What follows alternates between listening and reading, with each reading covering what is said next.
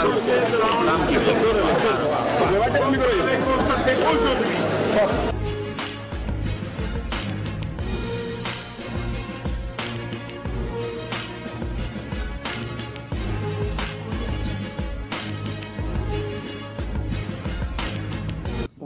vous, le parrainage n'a pas sa raison d'être ici au Sénégal?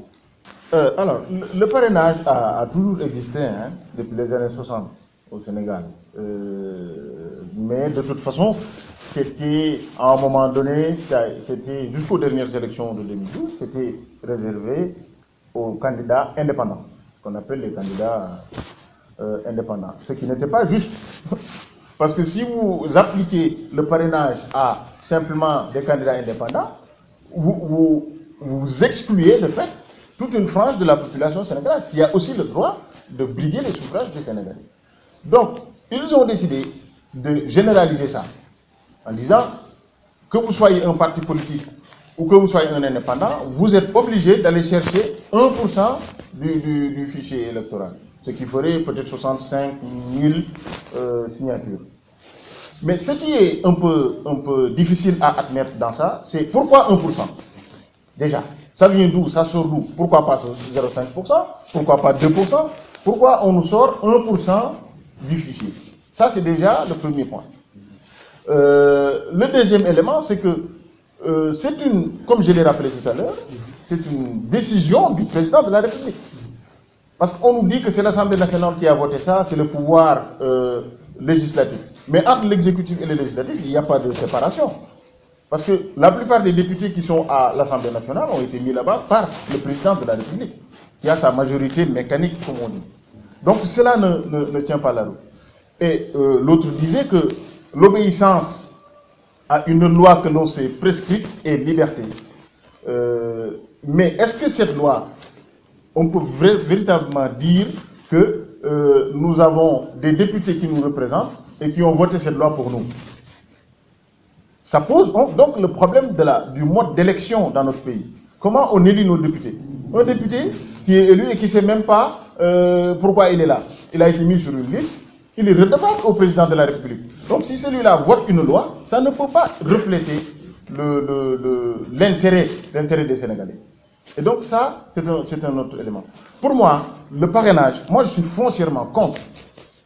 Tout simplement. Je suis foncièrement contre parce que je n'ai aucune garantie sur le fait que ça va se faire de manière sérieuse, sur le fait que ceux qui seront recalés auront des moyens d'avoir des recours. Ça, on n'en a pas parlé. On ne nous dit pas non plus comment on va organiser cette histoire de parrainage-là. Et on est à 10 mois des élections. Donc ça, c'est ce qui me fait dire que certes, il faut une rationalisation des candidatures, mais ce n'est pas quelque chose qui se décide dans un salon entre 3 personnes ou 4 sur la base d'un projet de loi que l'on soumet à l'Assemblée qui vote ça de manière mécanique. C'est trop sérieux pour que l'exécutif procède de cette manière-là. Et l'argument selon lequel l'exécutif a procédé de cette manière parce que l'opposition a quitté la table des négociations ne tient pas, pour moi, ne tient pas la route. Parce que le président de la République a tort de considérer qu'il a affaire à l'opposition simplement. Parce que moi, je ne suis dans aucun parti politique. Je ne milite nulle part.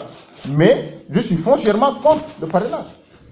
Parce que tout simplement, vous avez ici, on donne la possibilité au président de la République de connaître a priori les résultats de l'élection.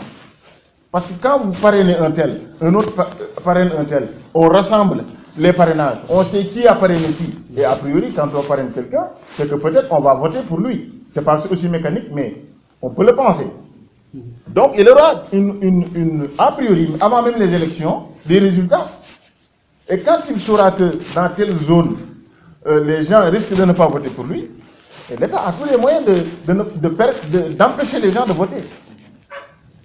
Voilà. Ils n'iront pas amener la police pour les interdire de voter, mais si les bulletins n'arrivent pas là-bas, s'ils ne commencent pas à tôt, s'ils commencent à 18 h, comme dans certains bureaux de vote lors des élections législatives, certains ont commencé à 18 h pour s'arrêter à minuit ou à 22 h. C'est pas sérieux, alors qu'on doit s'arrêter à 20 h. Donc, tout ça, tout ce flou-là, toutes ces